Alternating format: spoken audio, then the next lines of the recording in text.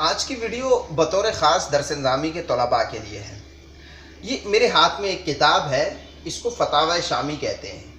یہ ایک ایسی کتاب ہے کہ جس میں طہارت سے لے کر مرنے کے بعد وراثت کی تقسیم تک کے تقریباً تمام ضروری مسائل کو درج کیا گیا ہے۔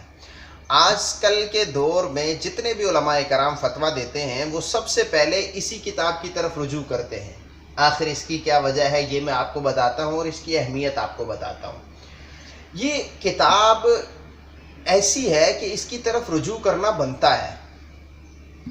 اس کی سب سے بڑی خاصیت تو یہ ہے کہ یہ 1000 سالہ بلکہ 1100 سالہ یا 1200 سالہ علماء کی تحقیقات کا نچوڑ ہے۔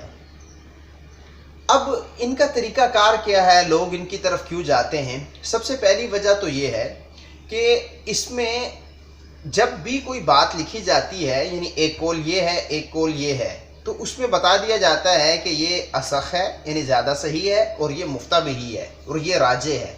حالانکہ اگر آپ دیگر کتب میں چلے جائیں تو وہاں اقوال لکھ دیے جاتے ہیں کہ اس نے یہ کہا ہے اور اس نے یہ کہا ہے۔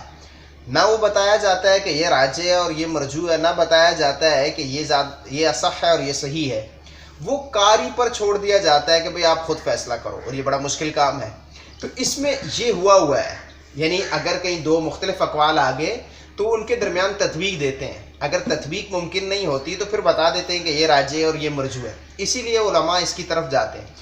پھر صرف یہی وجہ نہیں بلکہ دوسری وجہ یہ ہے کہ انہوں نے جو بھی قول نقل کیا ہے کسی ناقل کا، اس کی اصل کتاب سے یا جو اس کا پہلا ناقل تھا اس کی کتاب سے قول درج کیا ہے۔ کیونکہ عموماً ایسے ہوتا ہے، مثال کے طور پر میں نے امام بخاری کی، میں کہوں کہ امام بخاری نے یہ فرمایا ہے اور میں نے سنا آج کے کسی خطیب سے ہو یا کسی چھوٹی سی کتاب سے پڑھ کے بتا دیا ہو، تو امام بخاری کے اصل لفظ وہ نہیں ہوں گے، تو اس کا مفہوم کچھ نہ کچھ بدل چکا ہوگا۔ عبارت یا مفہوم کی تبدیلی کا اظہار انتہائی باریک اور انتہائی پیچیدہ مسائل میں ہوگا۔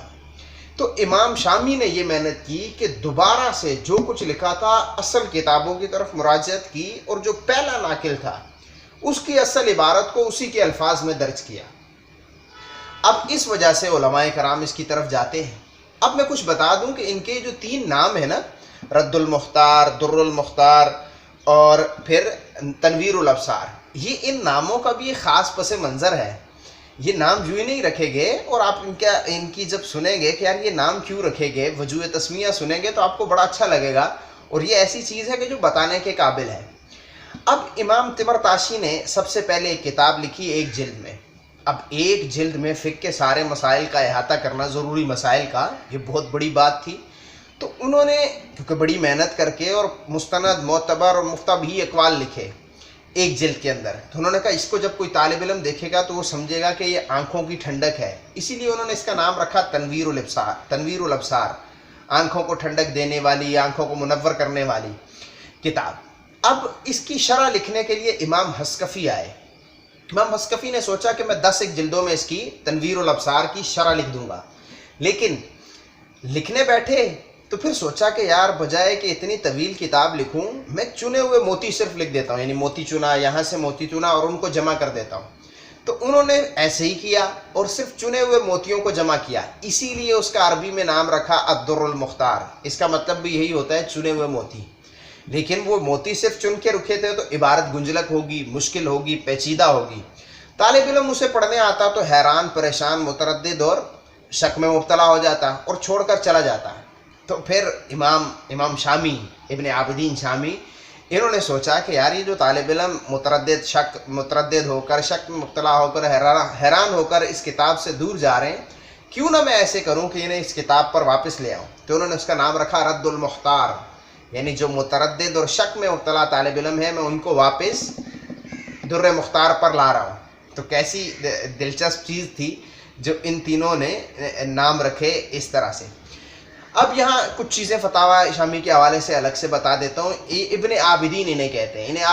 ابن عابدین کہنے کی وجہ یہ ہے کہ ان کے جو دادا تھے یا جد اعلیٰ جو تھے وہ بہت عبادت گزار تھے، انہیں لوگ عابدین کہتے تھے۔ پھر انہی کے خاندان میں سے علامہ شامی مشہور ہو گئے تو لوگ انہیں ابن عابدین شامی کہنے لگے۔ تو یہ وجہ ہے کہ انہیں ابن عابدین شامی کہتے ہیں۔ چند چیزیں عرض کر دیتا ہوں یہ جو در مختار کتاب تھی اس کے دو حاشیے امام شامی سے پہلے لکھے جا چکے تھے، ایک امام حلبی نے لکھا تھا اور ایک امام طحطاوی نے لکھا تھا۔ اب امام شامی رحمۃ اللہ علیہ جب بھی طا لکھتے ہیں، صرف طا لکھ دیتے ہیں، تو اس کا مطلب ہوتا ہے کہ یہ طحطاوی کے حاشیے میں سے میں نے لیا ہے، اور جب ہا لکھ دیتے ہیں صرف حلوے والی ہا، تو اس سے مراد ہوتا ہے کہ یہ امام حلبی کے حاشیے سے لکھا ہے۔ اسی طریقے سے جب ان دو بزرگوں سے کہیں اختلاف کرنا ہوتا ہے تو وہ تحقیق کے ذریعے اختلاف کر دیتے ہیں، لیکن صراحت نہیں کرتے کہ میری سوچ ان سے مختلف ہے، بس کہہ دیتے ہیں ففہم، تو خود سمجھ لے، یعنی ادب کی وجہ سے یہ نہیں کہتے کہ مجھے ان سے اختلاف ہے یا ان کی رائے غلط ہے، وہ ففہم کا لفظ لکھ دیتے ہیں، آپ خود ہی سمجھ جائیں کہ بھئی یہاں امام شامی کو دوسروں سے اختلاف ہے۔ تو یہ کچھ دلچسپ باتیں تھیں جو فتاوی شامی کے حوالے سے میں نے آپ کے سامنے ذکر کر دی۔ دو چار باتیں مزید ذکر کرتا ہوں اور پھر ویڈیو کو ختم کرتے ہیں۔ اب یہ ہے کہ آپ نے کوئی فتویٰ دینا ہے تو آپ اس میں سے کیسے تلاش کر سکتے ہیں؟ تو دیکھیں اس کی آسان سا طریقہ یہ ہے کہ پہلے آپ سوچیں کہ یار یہ مسئلہ میرے سامنے آیا ہے، یہ فقہ کی جو کتابوں کے ابواب ہیں ان میں یہ کس کتاب کے تحت ملے گا؟ یعنی یہ پاکیزگی سے تعلق رکھتا ہے تو کتاب الطہارت میں ملے گا، نماز سے تعلق رکھتا ہے تو کتاب الصلاۃ میں ملے گا، اور زکوٰۃ سے تعلق رکھتا ہے تو کتاب الزکوٰۃ سے ملے گا، اور حلال حرام یا مکروہ اور ممنوع سے تعلق رکھتا ہے تو پھر اس صورت میں یہ کتاب الحظر والاباحہ میں ہوگا، یا اسی طریقے سے کوئی کتاب الکراہیت بعض کتابوں میں ہوتی ہے، جہاد سے تعلق رکھتا ہے تو کتاب الجہاد یا کتاب السیر میں ہوگا۔ تو اس طرح پہلے ذہن میں سوچیں کہ کہاں کہاں مل سکتا ہے، پھر ان ابواب کی فہرست دیکھیں۔ تو ان ابواب کی فہرست دیکھیں گے تو آپ کو پتہ چلے گا کہ ہاں اس ابواب میں ہے یا نہیں ہے۔ پھر فہرست دیکھنے کے بعد فہرست کے اندر ہی مطالب کے عنوان سے کچھ چیزیں لکھی ہوتی ہیں، یعنی مطلب یہ، یعنی جو خاص مسائل تھے ان پر امام شامی نے الگ سے مطلب کے تحت بات کر دی ہے۔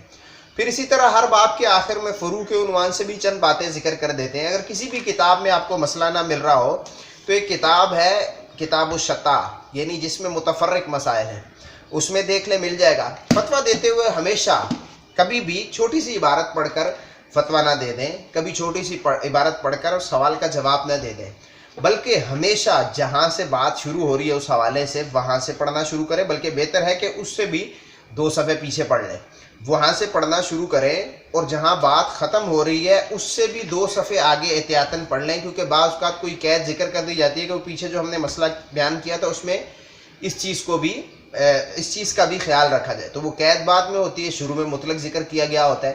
تو فتویٰ دینا یا سوال کا جواب دینا بڑی اہم چیز ہوتی ہے، اس لیے آپ کو اس چیز کا خیال رکھنا چاہیے۔ ویڈیو کیسی لگی کمنٹ میں ضرور بتائیے گا، اور میں ایسی ویڈیوز مزید بناؤں یا نہ بناؤں یہ بھی بتائیے گا۔ دعاؤں میں یاد رکھیے گا۔ السلام علیکم ورحمۃ اللہ وبرکاتہ۔